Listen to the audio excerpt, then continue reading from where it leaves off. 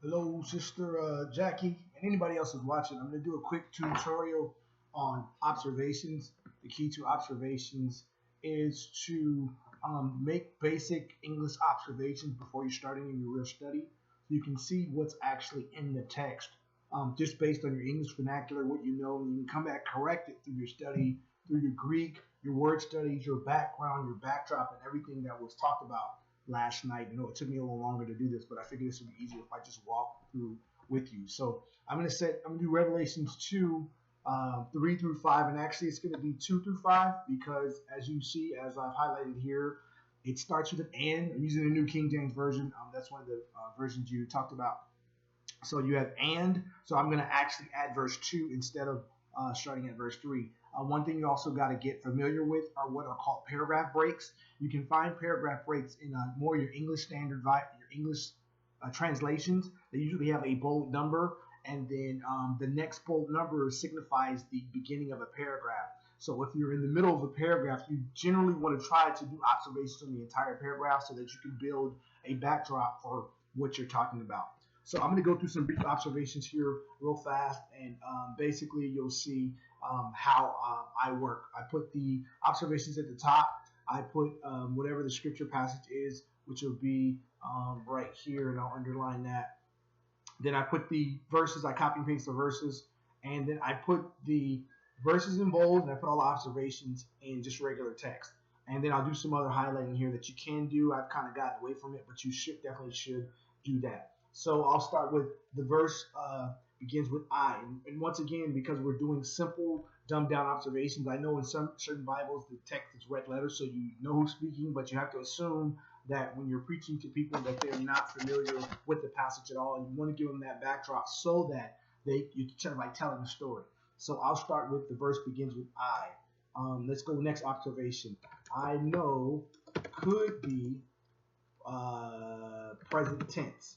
That's English. We are not sure because we don't know the Greek, so I usually put anything regarding tense in question mark. That gives me something to study. And I'm gonna kind of condense some observations, but you definitely want to walk them all out as thoroughly as possible. Looking at the verse, I see your here 1, 2, 3 times. I'm going to put the word your is mentioned in the first half of the verse 3 times. Then I'm going to put the speaker is familiar with the audience. How do we know that? We know that from the next few set of observations. And actually, I'm actually going to put these observations first. I'm going to put the speaker knows the works of the audience or who he's talking to. Then I'm going to put observation number 5, works is plural. Then I'm going to put the speaker knows the labor of the audience. Then observation number 7, labor may be plural. I don't know, and once again, anything you're unsure of in the Greek, you want to put a question mark by. The speaker knows the patience of the audience. I'm going to put that the audience has worked, labored, and has had patience. These are all simple observations, but it'll help you build for your text. At that point, that's where I can interject the speaker is familiar with the audience by those first 3 observations or first 8, 9, 10 observations. So I'm going to put next, there is a conjunction in the first half of verse. Next, I'm going to say that the personal pronoun, and you have to know a little bit of English to do this, quotation marks, you, is mentioned in the verse. And this is going into the next part of the verse. The audience cannot bear those who are evil. Next observation, evil, I'm going to say evil ones or people or persons are mentioned in this verse. Who are evil, and you can use quotation marks, and I'm going to put may suggest at the time of this scripture, those persons were presently evil. I got that observation from looking at it. It said those who cannot bear and those who are evil. So who are may be present tense. So I'm not even through the whole verse yet, and we're at 15 middle of the road, non-outlandish observations. And so I'm going to do a few more here and see if this helps out. And I have to kind of scroll back and forth. You cannot bear evil. So cannot bear evil. So let's go to know your works and know your labor. Let's put this together. Let's put there are 3 commas in the verse, in the first half of the verse. And I'm going to put language. That means you need to study how commas work in the Greek. Now, put there is a period after evil. This could mean that they translated it for our sake to make it a period, or there's actually a legitimate break in thought. We don't know that, but we won't know that until we observe it. Because I see a capital letter and you have tested those, I'm going to put there may be 2 parts to this one verse. I'm going to put and you have tested. I'm going to put have tested suggest. I'm going to put may suggest a period of time. And I'm going to put in there parentheses, I'm going to put maybe a continuous period of time. Quotation marks. And I'm going to right click and spell continuous correctly. Not a huge spelling buff.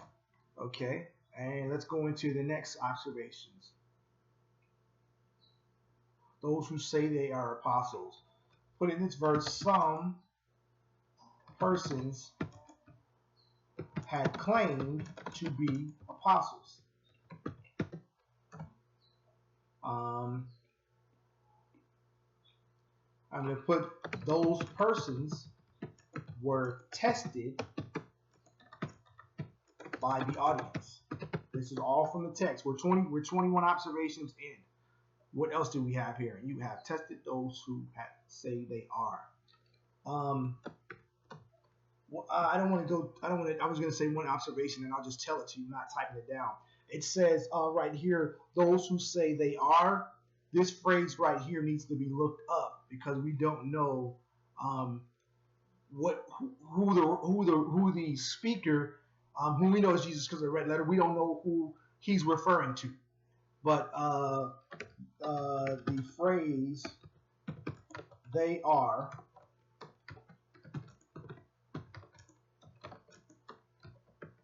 may be significant. And that's going to be language or verbs, verb usage, verb tense.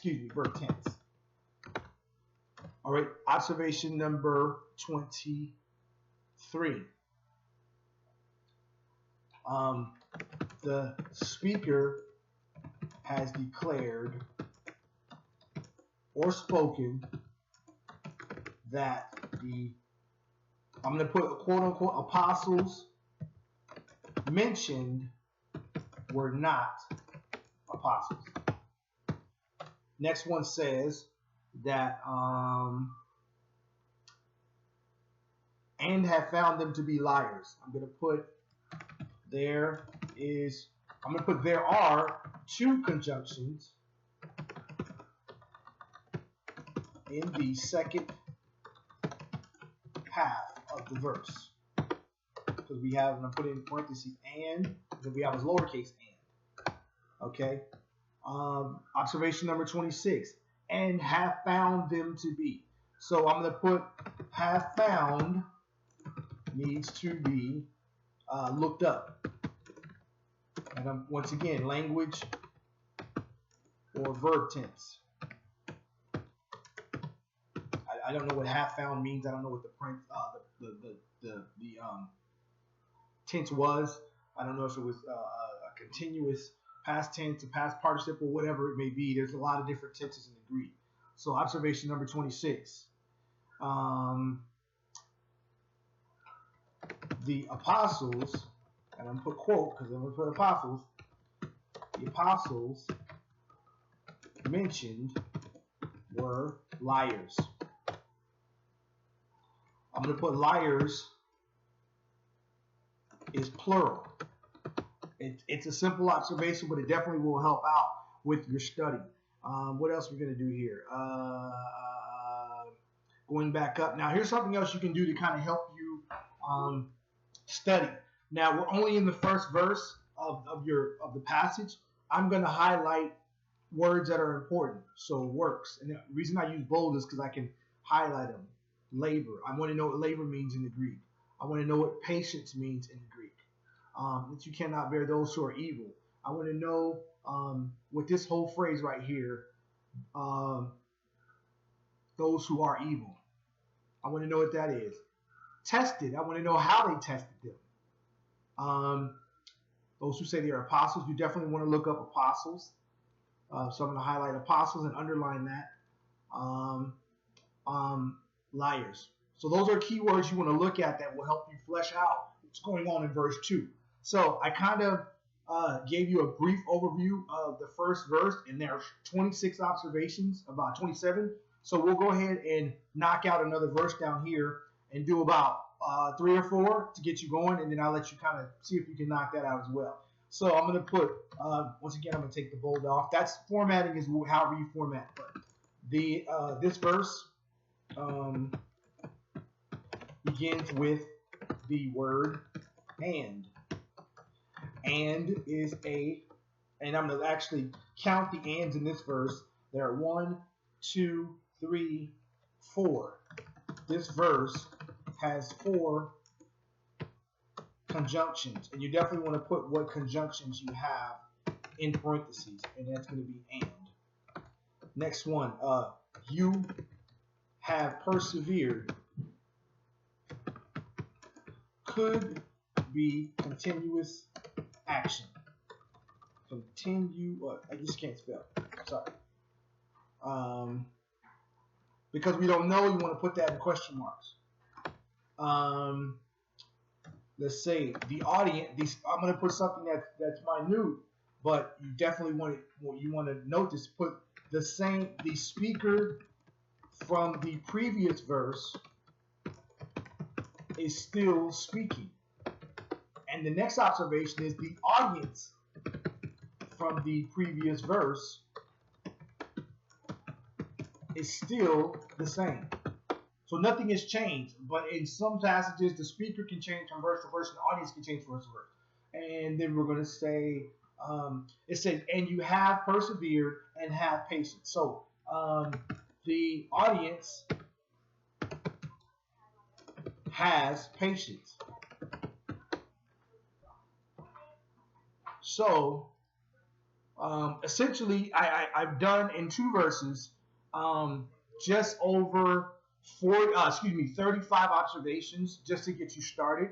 I think that should help you out. I'm actually going to save this document and upload it, and I'll make the video private on YouTube so you can go back and view this, and then I'll actually send you the document via Facebook or email. So if anybody else, you want to share this video with anybody else, and I actually can share it maybe with other ministers, this may help you guys get through your homework. And if you need any help, let me know.